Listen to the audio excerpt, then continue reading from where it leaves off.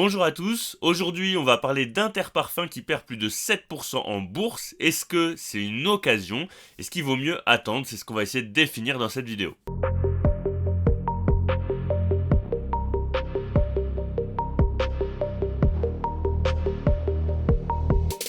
Je vous remercie parce que vous êtes de plus en plus nombreux à suivre la chaîne. Comme d'habitude, n'hésitez pas à vous abonner, à liker la vidéo et à me laisser un petit commentaire si celle-ci vous a plu. Alors, comme vous pouvez le voir, on est en train de baisser assez fortement.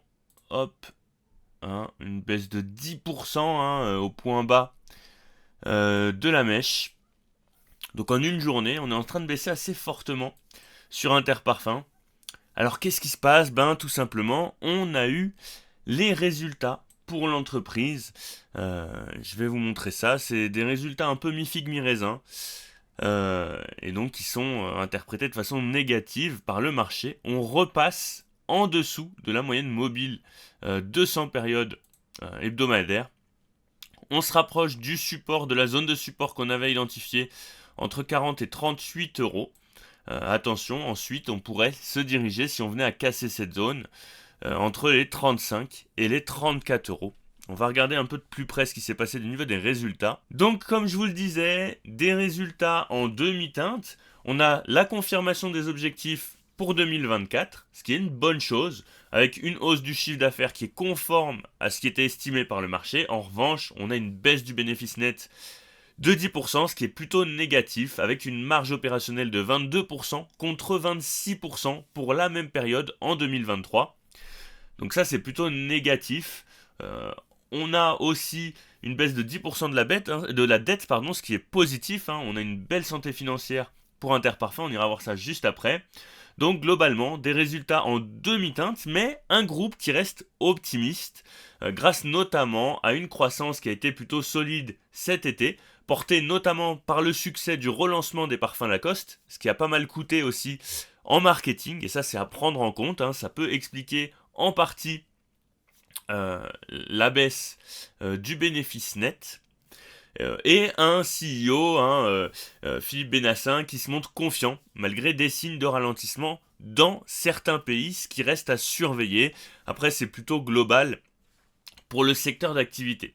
Et comme je vous le disais, voilà, des dépenses de publicité qui ont été élevées, même exceptionnellement élevées, et c'est probablement lié notamment au lancement des parfums Lacoste. Donc des résultats qui sont un petit peu moyens. Faudra surtout surveiller le deuxième trimestre qui sera très très important pour l'entreprise. Si on regarde les fondamentaux, ils n'ont pas forcément dû être actualisés pour Interparfums. On va les regarder sur les marges. Globalement sur l'année, vous voyez, on reste sur des marges à 15. Donc ça n'a pas encore été tout à fait actualisé. Qu'est-ce qu'on a là? Si on regarde un petit peu sur Focus, ça n'a pas encore forcément été actualisé. 21% de marge opérationnelle. Ça colle, si ça a l'air d'avoir été à peu près actualisé. Donc ça c'est plutôt cool. Vous voyez, une santé financière qui est excellente. On est sur du 9 sur 10. Un cash to debt qui effectivement par rapport à l'historique, qui était exceptionnel, a tendance à se dégrader avec une baisse du cash et plutôt une augmentation de la dette sur les derniers exercices. Donc ça c'est à surveiller aussi. Après ça reste une très très bonne situation. On a plus de cash que de dette. On doit aussi normalement avoir notamment de l'equity qui a un petit peu augmenté. Donc ça c'est plutôt normal au vu de la conjoncture, au vu des objectifs de l'entreprise. On a un revenu qui maintient une belle croissance d'année en année. On a eu effectivement une période Covid un petit peu compliquée. On a eu aussi une période compliquée entre 2012 et 2014.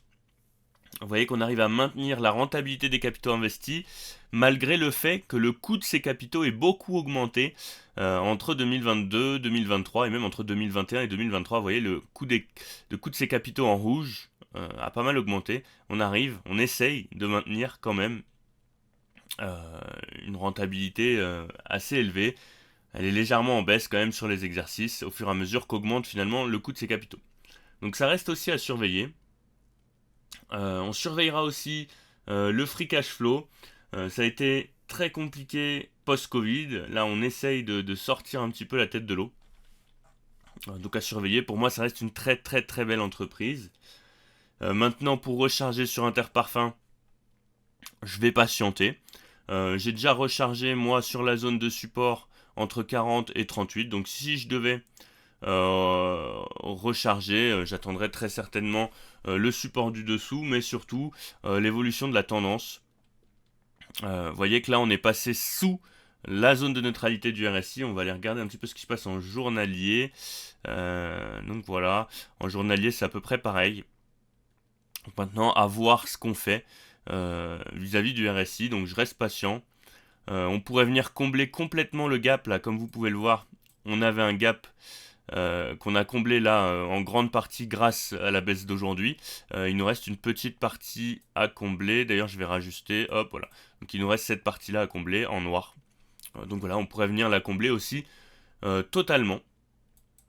Donc voilà, Interparfums, je surveille, je garde en portefeuille. Pour moi, c'est du long terme.